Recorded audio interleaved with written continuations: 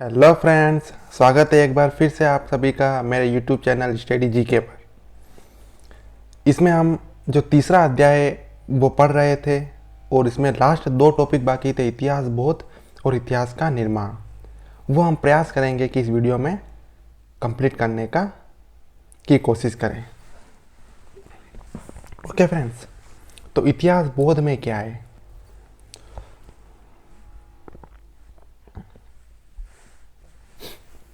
प्राचीन भारतीयों में इतिहास बोध के अभाव का आरोप लगाया जाता है। मतलब अपन ने शुरू शुरू में पढ़ा था कि जो औपनिवेशिक इतिहासकार थे वो भारतीय इतिहासकारों पर ये आरोप लगाते हैं कि भारतीयों को इतिहास लिखने नहीं आता, वो इतिहास को क्रम के रूप में नहीं लिखते हैं, उनको इतिहास लिखने की समझ नहीं है। ये जो औपनिवेशिक इतिहासकार है वो भारतीय इतिहासकारों पर आरोप लगाते हैं और वो कहते हैं कि भारतीय इतिहासकारों ने इतिहास को सही से नहीं लिखा है, इसलिए हम इस इतिहास को सही से और क्रम से लिख रहे हैं।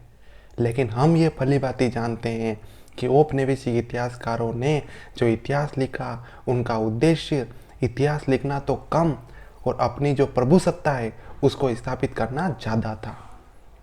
राइट फ्रेंड्स, स्पष्ट है कि प्राचीन समय में उन्होंने न तो आज की तरह इतिहास लिखा और नए यूनानियों की तरह इतिहास लिखा। मतलब जो भारतीय इतिहासकार है उन्होंने न तो आज जैसे इतिहास लिखा जाता है, जैसे प्राचीन भारत, मध्यकालीन भारत, आधुनिक भारत, ये क्रम से जो इतिहास लिखा जाता है, और जो यूनानियों ने जो इतिहास लिखा उसकी तरह इतिहास प्राचीन समय के भारतीयों द्वारा नहीं लिखा गया। ये आरोप लगाया जाता है औपनिवेशिक इतिहासकारों द्वारा भारतीय इतिहासकारों पर। राइट, किंतु पुराणों में हमारे पास एक तरह का इतिहास है जिसकी संख्या 18 है। यानी पुराण जो है, पुराण कितने हैं? 18 पुराण है। कितने पुराण है? 18 पुराण। वायु पुराण, विष्णु पुराण, है ना? तो वो पुराण 18 पुराण है। 18 एक परंपरागत शब्द था। 18 क्या है? एक परंपरागत शब्द था। परंपरागत शब्द का मतलब यानी ये पुराणों की संख्या 18 है या केवल एक 18 जो एक परंपरागत शब्द था इसलिए इसको 18 यूज़ किया गया है? इसमें एक क्वेश्चन मार्क है। हालांकि विश्व कोशीय सामग्री के रूप में पुराणों से गुप्त काल के शुरुआती शासन के वंशवादी इतिहास की जानकारी तो मिलती है। यानी इन पुराणों में मैंने जो बताया बहुत सारे पुराण, जैसे विष्णु पुराण हो गया, है ना, जैसे वायु पुराण हो गया। जैसे वायु पुराण से हमें गुप्त शासन के बारे में पता चलता है ना, ऐसे ही बहुत सारे पुराण हैं।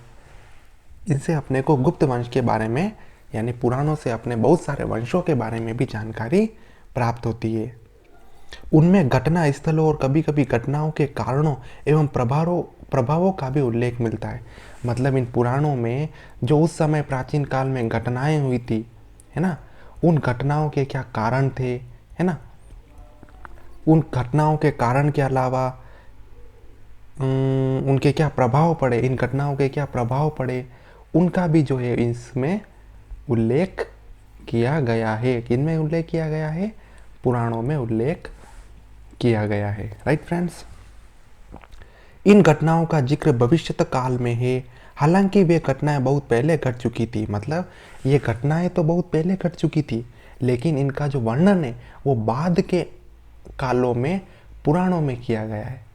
मतलब समझे? इसका मतलब ये है कि कोई घटना है, मान लो कोई भी ऐसा इंसिडेंट हुआ प्राचीन काल में, वो बहुत पहले काल में हुआ, लेकिन बाद में उस समय उसको नहीं लिखा गया। उसको लिखा कब गया? उस घटना के घटित होने के बहुत सालों बाद इसको पुराणों में लिखा गया। समझे फ्रेंड्स? तो ये है कि इन घटनाओं का जिक्र भविष्यत काल में है, हालांकि वे घटनाएं बहुत पहले घट चुकी थी। पुराणों के लेखक वैचारिक परिवर्तन से अनभिज्ञ नहीं थे। यही इतिहास का सार है। पुराण 4 युगों की बातें करते हैं: कृतयुग, त्रेता युग, द्वापर युग और कली युग। ये जो पुराण है वो अपने को 4 क्या युगों के बारे में बताते हैं। ये क्वेश्चन PYQ में आया हुआ है प्रीलिम्स में कि युगों का क्रम क्या है। कौन सा क्रम है? त्रेता युग, त्रेता युग, द्वापर युग और कली युग, है ना। कलयुग तो सबको पता है, आज चल रहा है कलयुग। त्रेता युग, त्रेता युग, द्वापर युग और कलयुग, ये 4 युग हैं। इन 4 युगों का जिक्र किया गया है पुराणों में, और इन 4 युगों का जो अंतराल है वो समय अंतराल भी अलग अलग है। सबसे पुराना युग है त्रेता युग, फिर आया त्रेता युग, फिर आया द्वापर युग, और अभी जो चल रहा है वो कलयुग, जिसकी शुरुआत हड़प्पा सभ्यता से भी पहले हो चुकी है।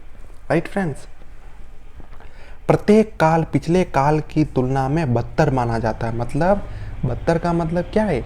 बदतर का मतलब है जैसे जैसे हम आगे बढ़ते गए वैसे वैसे जो काल है वो ज़्यादा खराब होते गए। मतलब त्रेता युग जो था वो सबसे अच्छा युग था।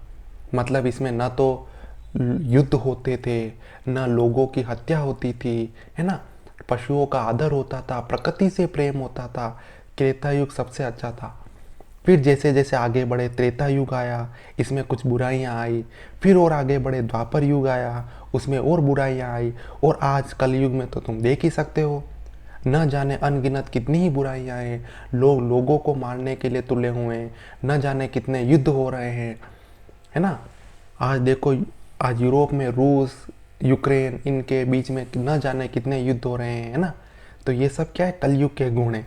जैसे जैसे युग में हम आगे बढ़ते जाएंगे वैसे वैसे जो उनकी बदतरता है वो क्या होती जाएगी? बढ़ती जाएगी, है ना।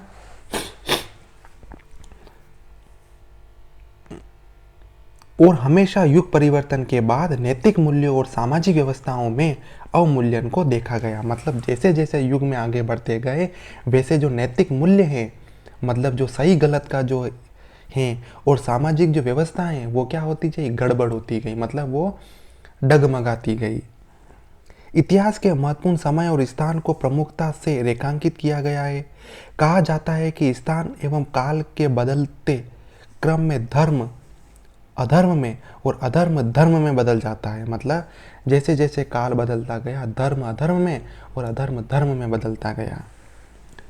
प्राचीन भारत में कई युगों की शुरुआत हुई जिसके अनुसार घटनाओं को दर्ज किया गया है।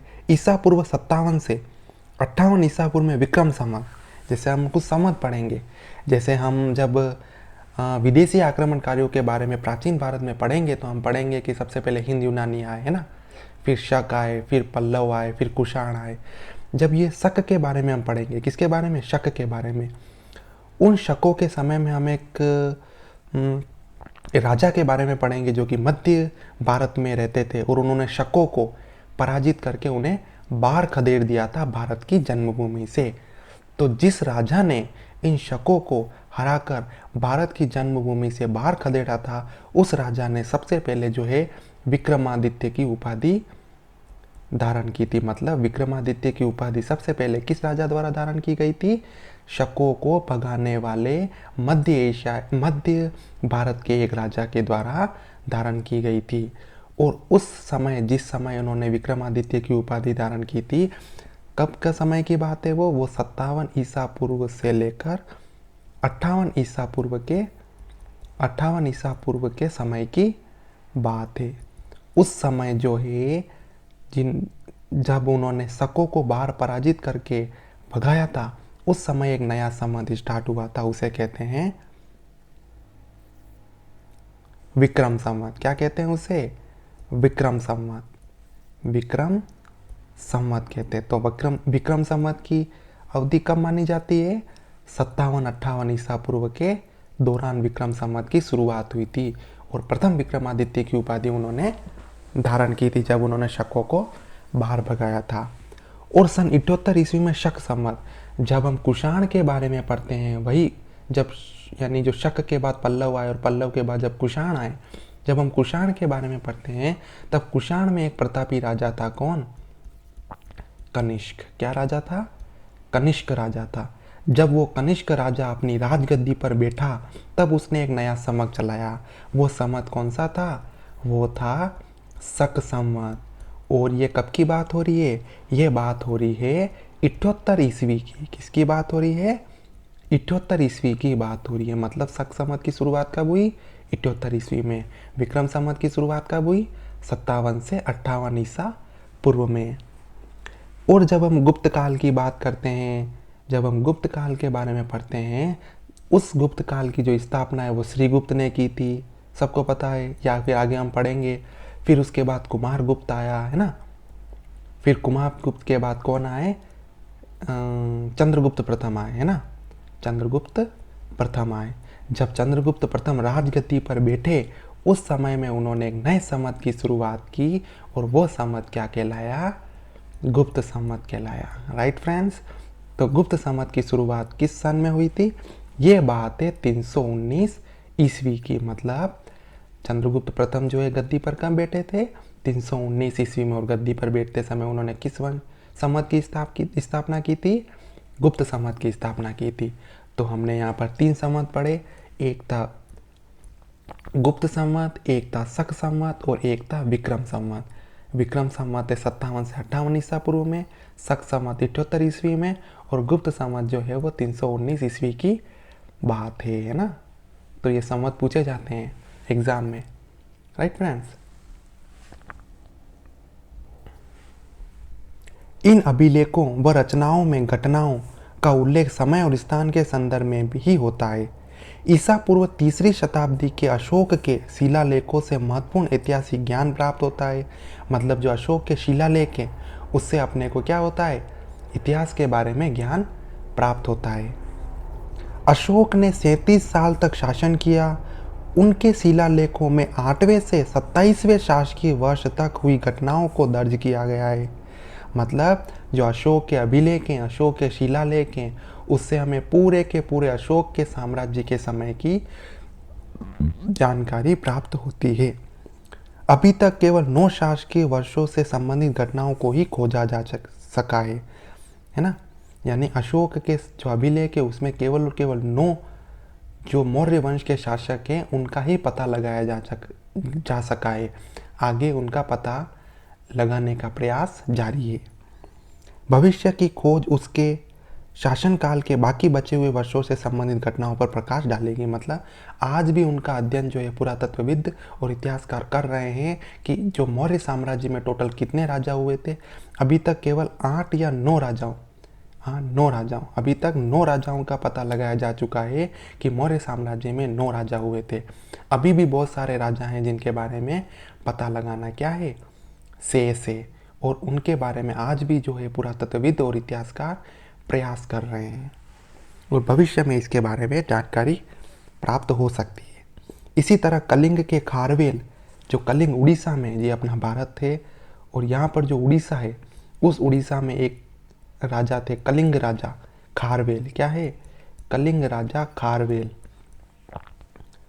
के जीवन काल से बड़ी संख्या की घटनाएं हाथी गुफा अभिलेख में वर्षवार दर्ज की गई है। मतलब जो कलिंग के राजा खारवेल है, इन राजा को जब अशोक ने हराया था और कलिंग को अपने राज्य क्षेत्र में शामिल कर लिया था, उस समय की घटनाएं, और उस समय जो खारवेल के शासक की जो कालक्रम है, वो जो हाथी गुफा अभिलेख है। कौन सा अभिलेख? हाथी गुफा अभिलेख, हाथी गुफा शिलालेख। कौन सा शिलालेख? हाथी गुफा शिलालेख, यानी शिला पर लिखा गया लेख जो है, उससे हाथी गुफा शिलालेख से कलिंग राजा खारवेल के समय के बारे में जानकारी अपने को प्राप्त होती है। राइट फ्रेंड्स, भारतीय लेखकों के जीवनी परक लेखकों में महत्वपूर्ण ऐतिहासिक संदर्भ रहते हैं। जीवनी परक लेखक मतलब, जीवनी परक लेखक का मतलब होता है ऐसा लेखन जो किसी राजा की जीवनी पर लिखा गया है, वो होता है जीवनी परक लेखक। तो इससे भी अपने को ऐतिहासिक संदर्भ के रूप में महत्वपूर्ण जानकारी प्राप्त होती है। जैसे कि समुद्रगुप्त के द्वारा, जैसे समुद्रगुप्त जो राजा था उसके ऊपर पूरी की पूरी उसकी जीवनी लिखी गई थी, है ना। तो ये हो गया जीवनी परक लेखक। इस जीवनी परक लेखक में उन राजाओं के गुणों का गुणगान किया जाता है ना। जो उनकी विजय होती है उनका गुणगान किया जाता है, उनकी जो पराजय होती है उनको छिपा दिया जाता है। 7वीं शताब्दी में बाण भट्ट द्वारा रचित हर्ष चरित्र इसका एक उल्लेखनीय उदाहरण है। जैसे कि जीवनी परक लेखक का एक उदाहरण क्या दिया है यहाँ पर? बाण भट्ट। जो बाण भट्ट कवि था, जो किसके दरबार में रहता था? हर्षवर्धन, जो वर्धन वंश अपन ने पढ़ा था, या फिर आगे पढ़ेंगे हम, हर्षवर्धन जो रहता था, हर्षवर्धन, वर्धन वंश का जो राजा था, प्रतापी राजा हर्षवर्धन, उसके समय में रहते थे बाणभट्ट। और इन बाणभट्ट ने लिखी थी एक किताब जिसका नाम था हर्षचरित्र। क्या लिखी थी? हर्षचरित्र।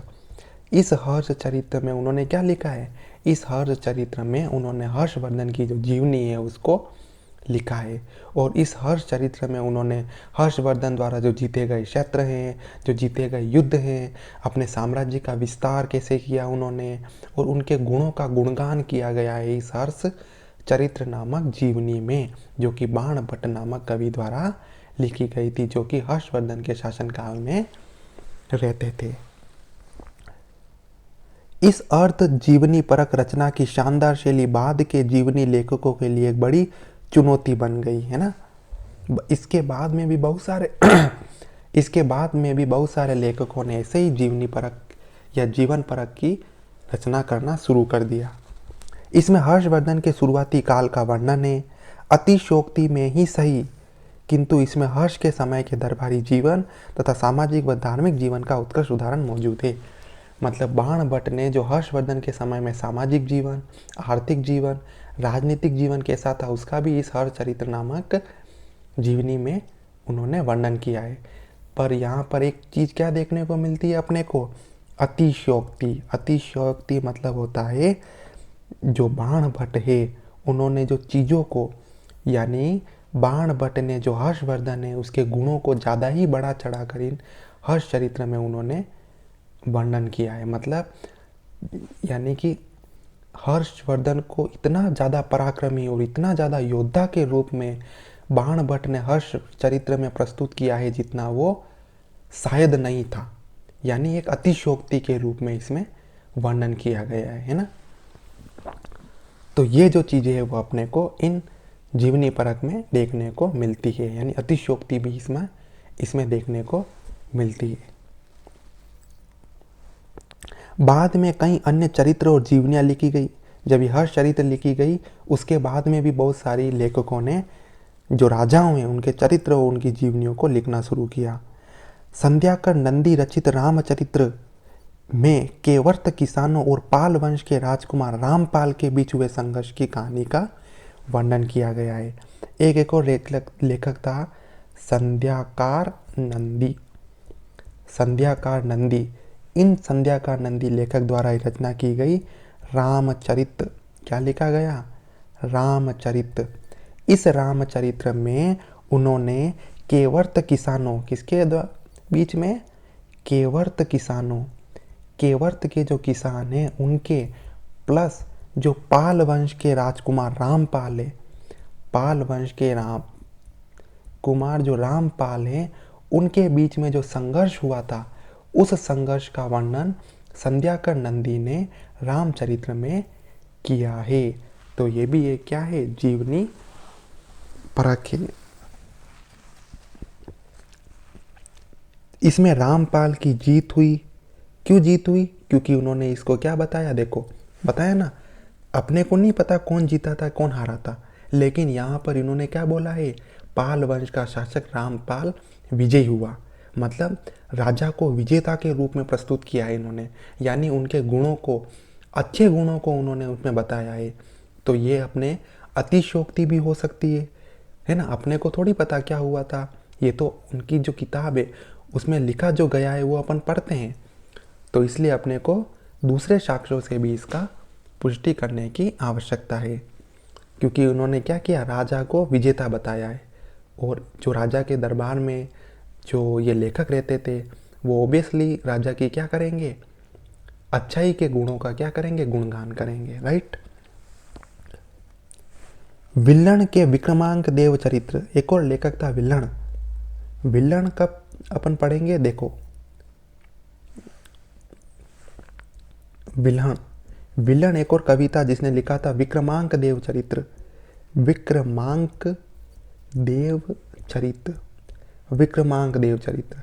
अब देखो, जब अपन दक्षिणी भारत के प्रमुख राजवंश पढ़ेंगे उसमें अपन पढ़ेंगे चालुक्य कल्याणी, चालुक्य वातापी और चालुक्य बेगी। जो चालुक्य कल्याणी था, उस चालुक्य कल्याणी में जो चालुक्य कल्याणी था उस चालुक्य कल्याणी में एक राजा था विक्रमादित्य सिक्स्थ, विक्रमादित्य सिक्स करके राजा था। उस विक्रमादित्य सिक्स के राजा के बारे में गुणगान लिखा है या उनका जीवनी परख लिखा है विल्लन नामक कवि ने या लेखक ने, जो कि विक्रमादित्य सिक्स के दरबार में रहते थे। किस नाम से लिखा है उन्होंने?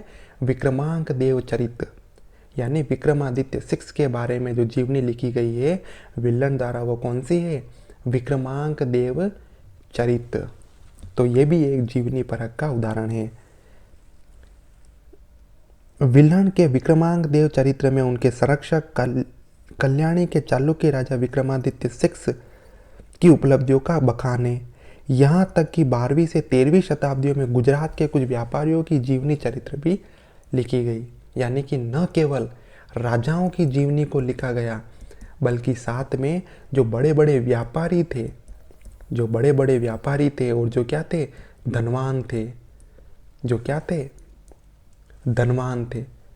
उन धनवान व्यापारियों ने भी क्या लिखा? अपनी जीवनियाँ लिखी। उन धनवान व्यापारियों ने भी अपनी क्या लिखी? जीवनियाँ लिखी। यानी जो जीवनी लेखन था वो केवल राजाओं तक ही सीमित नहीं था, ये व्यापारियों तक भी पहुंच चुका था। दक्षिणी भारत में भी इसी तरह के ऐतिहासिक कृतियों की रचनाएं हुई होगी, किंतु अभी तक उधर से ऐसी एक ही रचना प्राप्त हुई है। इसे मुंशी का वंश कहते हैं। क्या कहते हैं? मुंशी का वंश। यानी मुंशी का वंश जो है दक्षिणी भारत में लिखी गई ऐसी ही एक जीवनी परख है, जो 11वीं शताब्दी में अतुल द्वारा लिखी गई थी। किसके द्वारा लिखी गई थी? अतुल द्वारा। किसके द्वारा लिखी गई थी?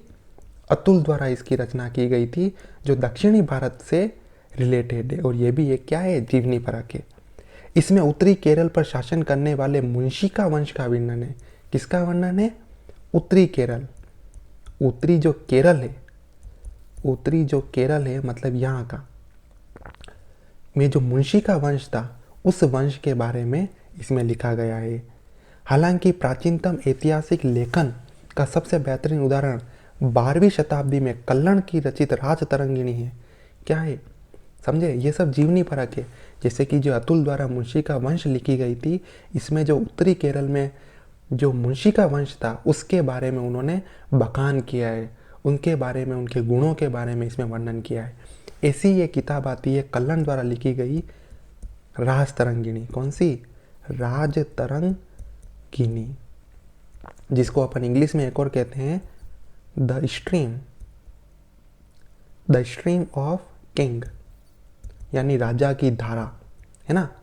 अब देखो कल्लण कब आया था? जब अपन प्राचीन भारत पढ़ते हैं तब अपन पढ़ते हैं कश्मीर के प्रमुख राजवंश, राइट। कश्मीर के प्रमुख राजवंश, है ना। जो कश्मीर के प्रमुख राजवंश के बारे में हम पढ़ते हैं, तो उसी कश्मीर में एक कवि रहा करता था, एक लेखक रहा करता था, उनका नाम था कल्हण। इन जो लेखक कल्हण ने जो कश्मीर के प्रमुख राजवंश थे, है ना, अपन पढ़ेंगे आगे कश्मीर के कौन कौन से प्रमुख राजवंश थे, उन राजवंशों में कौन से राजा थे, उन राजाओं का जो क्रम से इतिहास लिखा है। पहले तो इतिहास कहाँ था? बिखरा हुआ था, है ना। जैसे कि वो बताते हैं कि भारतीय इतिहासकार जो है, जो भारतीय लेखक है, वो इतिहास को क्या नहीं लिखते थे? क्रम से नहीं लिखते थे। जो कश्मीर का जो इतिहास था वो क्रम से लिखा हुआ नहीं था, बिखरा हुआ इतिहास था। तो कल्हण ने क्या किया? कल्हण ने एक किताब लिखी राजतरंगिणी नाम से, और इस किताब में उन्होंने जो कश्मीर के राजवंश थे उन राजवंशों को उन्होंने क्रम से लिखा। उस राजवंश में कौन कौन से राजा आए थे, उन राजाओं के कार्यकाल में क्या क्या हुआ था, इन सारी चीज़ों को उन्होंने क्रम से लिखा। मतलब एक व्यवस्थित इतिहास अगर किसी ने कश्मीर का लिखा है तो वो है कल्हण। तो कल्हण क्यों याद किए जाते हैं? कश्मीर का व्यवस्थित इतिहास लिखने के लिए, है ना। यह कश्मीर के राजाओं की आत्मकथाओं की एक श्रृंखला है, और जैसा कि आज इतिहास की समझ है, उस लिहाज से इसे ऐतिहासिक लेखन की विशेषताओं से संपन्न कृति माना जाता है। अब देखो यहाँ पर कवि क्या कह रहे हैं? वो कह रहे हैं कि जो कल्हण द्वारा जो किताब लिखी गई राजतरंगिणी, वो प्राचीन भारत के इतिहास के बारे में जानने के लिए एक बेस्ट रिसोर्स है। अब सोचो, ये कल्हण के द्वारा जो लिखी गई किताब है राजतरंगिणी, उसको लेखक बेस्ट रिसोर्सेज क्यों बोल रहा है? बेस्ट रिसोर्सेज क्यों बोल रहे हैं? जो लेखक जो अपने RS शर्मा साहब हैं, वो कल्हण द्वारा लिखी गई किताब को रास तरंगिणी जो है उसको बेस्ट रिसोर्सेज क्यों बोल रहे हैं? प्राचीन भारत के इतिहास के बारे में जानकारी प्राप्त करने के लिए। क्यों? क्योंकि जो कल्हण था वो क्या था? कल्हण द्वारा जो रास तरंगिणी की रचना की गई वो अतिशयोक्ति, क्या है? अतिशयोक्ति से मुक्त है। क्या है? अतिशयोक्ति से मुक्त है। मतलब कल्हण ने रास तरंगिणी में अतिशयोक्ति का प्रयोग नहीं किया है, यानी उसने रास तरंगिणी में जो राजा की वास्तविक स्थिति थी उसको वर्णन किया है। वास्तविक स्थिति से तात्पर्य अगर कोई राजा कमजोर था तो उसको रास तरंगिणी में कमजोर ही बताया है। अगर कोई राजा युद्ध हारा था तो रास तरंगिणी में ये उससे युद्ध को हारा हुआ ही बताया गया है। उसे जानबूझकर गलत संदेश देकर राजा को पराजित होने पर भी विजेता के रूप में नहीं बताया गया है। तो इसीलिए रास तरंगिणी को एक अच्छा स्रोत माना जाता है प्राचीन भारत के अध्ययन के लिए। अब ऐसा क्यों था कि कल्हण ने जो वास्तविक चीज़ें लिखी थी? क्यों? क्योंकि कल्हण जो था वो जो कश्मीर के जो राजा थे, कल्हण जो था वो कश्मीर के जो राजा थे उन राजाओं के अंडर में नहीं था। अंडर में नहीं था का तात्पर्य है कि कुछ राजाओं के दरबार में, जैसे बहुत सारे राजा ऐसे थे जिनके दरबार में जो कवि और लेखक रहते थे वो लेखक वही करते थे जो राजा कहता था, वो वही लिखते थे जो राजा कहता था। लेकिन कल्हण के साथ ऐसा नहीं था। वो हमेशा क्या लिखता था? वास्तविक चीज़ों को लिखता था। वो किसी भी राजा के अंडर में रहकर कुछ भी नहीं लिखता था, वो हमेशा निडर होकर लिखता था। इसीलिए जो कल्हण द्वारा रचित किताब है वो प्राचीन भारत के इतिहास के लिए एक बेस्ट रिसोर्सेज मानी जाती है, क्योंकि इसमें कोई भी अतिशयोक्ति नहीं है, कोई भी फेरबदल नहीं की गई है, और जो वास्तविक है उसे उसमें लिखा गया है। राइट फ्रेंड्स, तो ये जो चीज़ है वो इतिहास बोध अपना ख़त्म होता है। अब अपना एक और पॉइंट बाकी रह गया है। कौन सा पॉइंट बाकी रह गया है? ये वाला। कौन सा वाला? इतिहास का निर्माण। इतिहास बोध अपन ने कर लिया, इतिहास का निर्माण। आप चीज़ों को समझते हुए चलिए, ये चीज़ें ऑटोमेटिकली आपके दिमाग में याद हो जाएगी। जब आप आंसर लिखेंगे तब आप ऑटोमेटिकली चीज़ें ये जो है आपको याद आ जाएगी। ओके फ्रेंड्स, तो इसी सीरीज़ को आगे बढ़ाते हुए हम चलते हैं इतिहास का निर्माण पर। राइट, इतिहास का निर्माण। अब तक कई स्थलों प्रागैतिहासिक, प्रोटो ऐतिहासिक और ऐतिहासिक उत्खनन किए गए हैं, लेकिन प्राचीन भारतीय इतिहास की मुख्य धारा में कोई प्रमाण नहीं मिलते। मतलब अब तक जितने भी उत्खनन किए गए, प्रागैतिहासिक काल, प्रोटो ऐतिहासिक काल और ऐतिहासिक, ये मैंने बताया था कि प्रागैतिहासिक क्या होता है, आद्य ऐतिहासिक क्या होता है और ऐतिहासिक क्या होता है। इन स्थलों से कई प्रमाण मिले हैं, लेकिन प्राचीन भारतीय इतिहास की मुख्य धारा में कोई प्रमाण नहीं मिलते। प्रागैतिहासिक काल और प्रोटो ऐतिहासिक पुरातत्व के प्रमाणों को ध्यान में रखे बिना भारत में सामाजिक विकास के चरणों को ठीक से समझा नहीं जा सकता।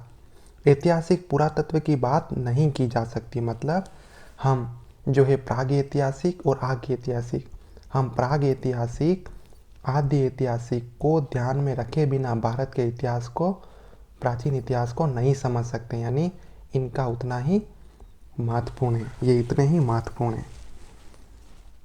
यद्यपि प्राचीन ऐतिहासिक काल से संबंधित लगभग 200 जगहों पर खुदाई की गई। मतलब जो इतिहास है, ऐतिहासिक काल है, जो ऐतिहासिक काल है उसमें 200 जगहों से, कितनी जगहों से? 200 जगहों से अब तक खुदाई की गई है। फिर भी सर्वेक्षण अध्ययनों में प्राचीन काल की सामाजिक, आर्थिक और सांस्कृतिक प्रवृत्तियों के अध्ययन में उतनी प्रासंगिकता का पर्याप्त विचार नहीं किया गया है। मतलब 200 जगहों से खुदाई की गई है, फिर भी जो वहाँ के सामाजिक, आर्थिक और सांस्कृतिक प्रवृत्तियाँ हैं उनके बारे में थोड़ी कम जानकारी अपने को प्राप्त है। प्राचीन भारत के ग्रामीण और शहरी पहलुओं के संदर्भ में ऐसा अवश्य किया जाना चाहिए। मतलब उनकी और खुदाई की जानी चाहिए और उससे और जानकारी अपने को प्राप्त करनी चाहिए। यद्यपि अब तक बड़े पैमाने पर बौद्ध और कुछ ब्राह्मणिक स्थलों के महत्व पर प्रकाश डाला गया है, लेकिन सामाजिक और आर्थिक विकास के संदर्भ में हमें धार्मिक इतिहास को देना चाहिए। यानी अभी तक जो बौद्ध धर्म और इनके जो धर्म है उनके बारे में जो अपने को जानकारी मिलती है, उसके साथ साथ हमें धार्मिक और आर्थिक, उसके साथ साथ हमें सामाजिक और आर्थिक विकास के संदर्भ में भी जो जानकारी है वो प्राप्त करनी चाहिए। प्राचीन इतिहास का निर्माण अब तक मुख्य रूप से साहित्यिक स्रोतों, विदेशी तथा स्वदेशी संदर्भों के आधार पर किया गया है ना। जो प्राचीन इतिहास है उसका निर्माण कैसे किया गया, उसकी जानकारी अपने को कहाँ से मिली है? साहित्यिक स्रोतों से मिली है, विदेशी स्रोतों से मिली है, स्वदेशी स्रोतों से मिली है, अभी पढ़ा ना अपन ने, तीनों से मिली है। सिक्के और शिलालेख कुछ भूमिका निभाते हैं, लेकिन विवरणात्मक पाठ का अधिक महत्व होता है। यानी सिक्कों से भी अपने को और शिलालेखों से भी अपने को प्राचीन भारत के बारे में जानकारी मिलती है, लेकिन जो विवरणात्मक पाठ है, विवरणात्मक पाठ मतलब जो लिखे हुए सामग्रियाँ है, उनका भी हमें यूज़ करना चाहिए। अब तो नए तरीके भी अपनाए जाने चाहिए, मतलब अब नए नए तरीके भी, जो इतिहास को जानने के तरीके होते हैं, जो जैसे कि अपन ने पढ़ा था अभी कि जीव विज्ञान हो गया, नए रासायनिक, जैसे अभी इससे पहले पॉइंट पढ़ा था प्राकृतिक विज्ञान, जैसे रसायन विज्ञान हो गया, भूविज्ञान हो गया, जीव विज्ञान होगा। इन तरीकों से भी अपने को प्राचीन भारत के बारे में जानकारी प्राप्त करने के प्रयास करने चाहिए, मतलब नए नए तरीकों की भी खोज करनी चाहिए, जिससे कि प्राचीन भारत के इतिहासों को और अच्छे से स्पष्ट किया जा सके और साक्ष्यों के साथ उसको प्रस्तुत किया जा सके। ऐतिहासिक ज्ञान बढ़ता रहता है। पाठों, ग्रंथों की तिथियों एवं वास्तुनिष्ठों के बारे में हमें अधिक गंभीरता से बात करनी चाहिए। मतलब जो तिथियां हैं, जो वस्तुनिष्ठता है, उनकी हमें गंभीरता से बात करनी चाहिए। गंभीरता से बात करने का तात्पर्य है साक्ष्यों के साथ उन्हें प्रस्तुत किया जाना चाहिए। पुरातात्विक साक्ष्य के संदर्भ में ग्रंथों की जांच करते हुए ऐसा किया जा सकता है। शुरू में पुरातत्वविद लिखित ग्रंथों से प्रेरित रहते थे, इसीलिए वैदिक और बौद्ध ग्रंथों में उल्लेखित कई जगहों की खुदाई भी कराई गई। मतलब पहले क्या होता था कि जो अभी जो पुरातत्वविद है, जो इतिहासकार है, वो ज़्यादातर किन सामग्रियों का यूज़ करते थे इतिहास को जानने के लिए? लिखित सामग्रियों का यूज़ करते थे। किसका यूज़ करते थे? लिखित सामग्रियों का, क्योंकि उन्हें यूज़ करना क्या होता था? आसान होता था। लेकिन यहाँ लेखक कहना चाहते हैं कि हमें अलिखित सामग्रियाँ जो होती है उनका भी हमें उतना ही यूज़ करना होगा, न कि हमें पूरा का पूरा लिखित सामग्रियों पर यूज़ यानी डिपेंड रहना होगा। क्योंकि लिखित सामग्री में क्या हो सकती है? अतिशयोक्ति हो सकती है। क्या हो सकती है? अतिशयोक्ति हो सकती है, यानी मनगढ़ंत कहानियाँ हो सकती है। लेकिन अलिखित स्रोत, जो पुरातात्विक स्रोत हैं, जो खनन से प्राप्त होती है, उसमें अतिशयोक्ति की संभावना कम होती है और हमें इन चीज़ों का भी, अलिखित सामग्रियों का भी यूज़ करना होगा। राइट फ्रेंड्स, खुदाई की परिणतियाँ हमेशा ग्रंथों के संदर्भों की पुष्टि नहीं करती थी, बावजूद इसके यह बेहद समृद्ध ऐतिहासिक जानकारी थी। मतलब जो लिखित सामग्री हमें प्राप्त होती है, उन लिखित सामग्रियों के आधार पर जब हमने रियल में उस, यानी कि जो एरिया होता है, जैसे कि लिखित सामग्री में अगर लिखा गया है कि पुराण, लिखित सामग्री जैसे पुराण हो गया, पुराण में लिखा गया है कि जो विष्णु पुराण है, जो वायु पुराण है,